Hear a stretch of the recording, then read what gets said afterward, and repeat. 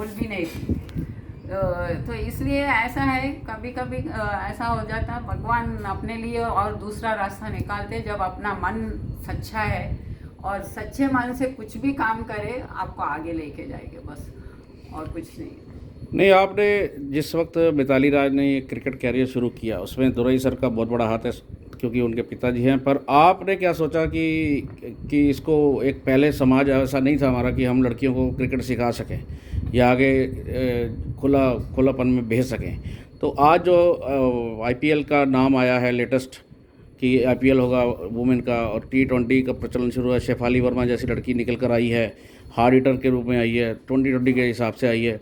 तो आज जो लड़कियां एकदम निकल के आ रही हैं लगातार, पुरानी से पुरानी लड़कियां जितनी, अगर कहीं धूमिल हो रही थी उनकी छवि क्रिकेट के हिसाब से, तो वो भी वापस आईपीएल का नाम सुन के वापस आने की तैयारी में हैं। सभी जिम में जा रही हैं, कहीं प्रैक्टिस कर रही हैं। तो ये ऐसा एक जो क्रांति है, उसे क्रांति का नाम दिया जाता है कि T20 आईपीएल हो रहा है।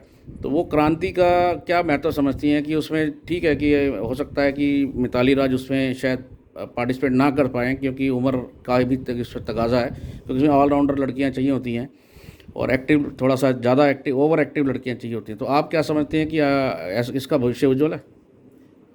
हाँ, डेफिनेटली उज्जवल है, क्योंकि बच्चों जस्ट लाइक मेंस आईपीएल, अभी वुमेन का भी रहे तो अच्छा ही है, क्योंकि एक्चुअली स्पीकिंग वो स्टैंडर्ड विल इम्प्रूव, क्रिकेट का स्टैंडर्ड इम्प्रूव होता एंड टैलेंट ऑल्सो मालूम हो जाता किसका कितना, मतलब पैसे का छोड़ो आप, जो पैसे आ रहा हो और फेम वो सब अलग, लेकिन आईपीएल तो सब लोग देखते हैं ना।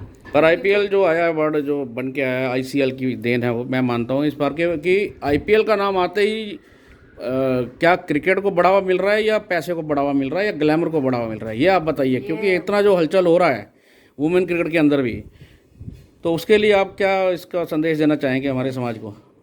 देखो, जब भी अभी एक ही बात जब मिताली क्रिकेट स्टार्ट करी उसमें कुछ पैसे नहीं थे, हमारा पैसा उल्टा हमारा पैसा गया उसमें। तो जो पैसे तो अभी आ रहा मिताली को, तो लेकिन that is a part, I mean part of life. अभी क्रिकेट, वुमेन्स क्रिकेट अच्छा आ रहा तो अच्छा ही है, बट लेकिन द थिंग इज उसके साथ पैसे भी है और फेम भी है, लेकिन उसको कैसे बैलेंस करना ये इम्पोर्टेंट है। तो मिताली राज में तो पूरा 22 साल का जो कैरियर है उसके अंदर, तो अभी सर ने बताया था कि मेंटली बहुत स्ट्रांग है वो, physically, mentally and cricketing life के अंदर जो क्रिकेट है इसका बहुत स्ट्रांग है, जिसकी वजह से वो कॉन्टीन्यूस, जैसे झूलन गोस्वामी कॉन्टीन्यूस बॉलिंग कर रही हैं अभी, और लंबा सफ़र तय किया उन्होंने भी, और उन्होंने बड़ी कठिन परिश्रम करके ही अपने आप को नाम बनाया। ठीक है, हाइट का उन्होंने काफ़ी यूज़ किया है, और हाइट की वजह से ही लड़कियों में ऐसी हाइट बहुत कम देखने को मिलती है हिंदुस्तान के अंदर। उससे पहले अमिता शर्मा ऑलराउंडर थी एक, वो भी मीडियम पेसर थी, इन स्विंगर थी, आउट स्विंगर थी, वो भी अच्छी लड़की थी। तो उसके बाद कई क्रिकेटर, पूजा आई है लेटेस्ट जो लड़की आई है, फिर अपना अरुणा आई है। तो ऐसे कई लड़कियां और उभर के आ रही हैं जो मीडियम पेसर का रूप धारण कर रही हैं, पर झूलन गोस्वामी जैसी लंबाई में कोई ऐसी दोबारा लड़की निकल के नहीं आई। तो उसकी खोज जारी रहेगी।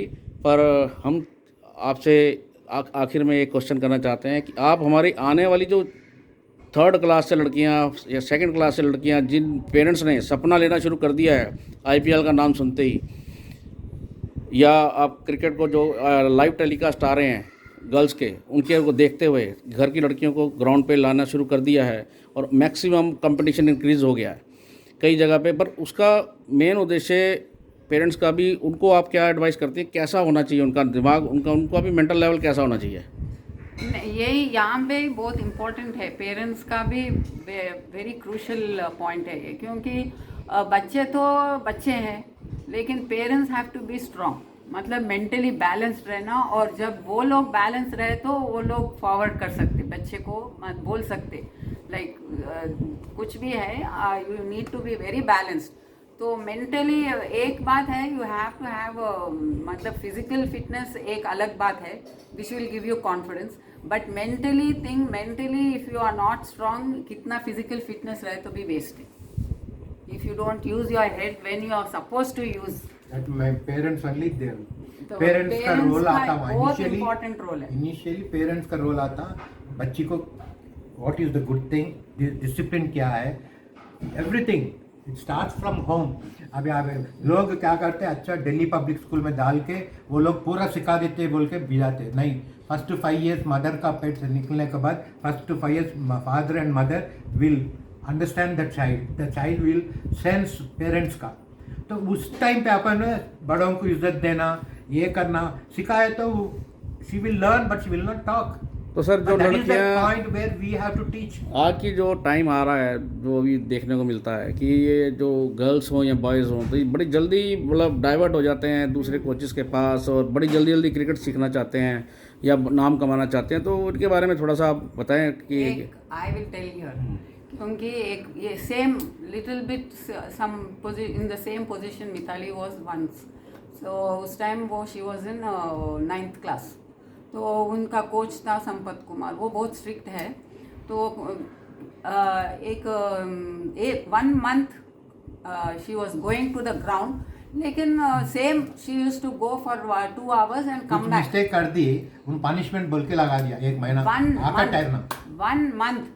तो मैं एक 10-15 दिन के बाद मैं नोटिस करी, क्या है तू कितना फ्रेश आ रही, क्यों कुछ काम नहीं कर रही, क्या है कैंप नहीं है क्या? मैंने तो नहीं मम्मी मैं सर कुछ नहीं बोल रहे, बस खड़े रहो बोले, बस मैं वैसे ही खड़े रहो।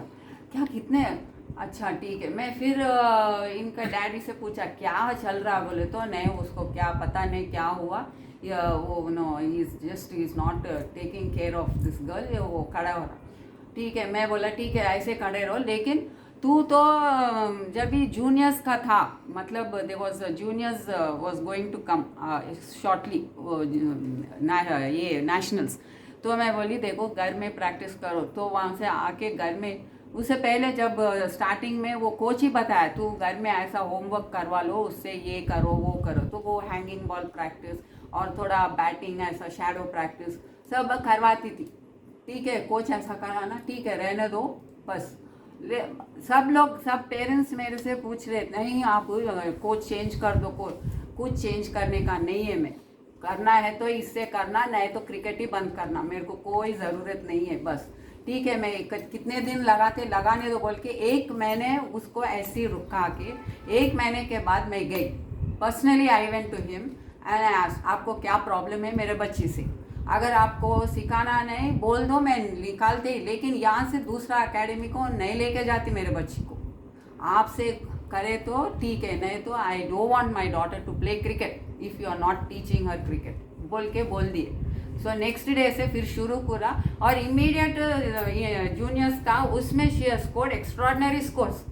तो कैसे हुआ, अगर मैं दूसरे पेरेंट जैसे सोचे तो चलो तू क्या है तू नहीं, तो मैं दूसरे पैसे फेंके तो दूसरे भी आ जाते, मैं अगर सोचे तो it would have been very different. तो इसीलिए दिस इज वेरी इंपॉर्टेंट। उस टाइम में ये बच्ची देखी मेरा strong, what was my strong point in her. कहने का भाव ये है कि माता एक, पिता एक और गुरु एक। यानी कि आपका भगवान भी एक होना चाहिए जिसको आप मानते हो धर्म के अंदर, और गुरु भी एक होना चाहिए और माता पिता भी एक होने चाहिए। इसके अलावा दूसरा कोई भी तथ्य नहीं है। तो इसलिए आप लोगों का बहुत बहुत धन्यवाद सर, आपने हमारे को ये एडवाइस किया। और मैं अब GS हैरी आपके सम्मुख खड़ा हूँ दोबारा कि आप लोग आज मिताली राज जी के घर में उनके माता पिता जी के पास आए हैं। आप ये पढ़ो मेरे पास।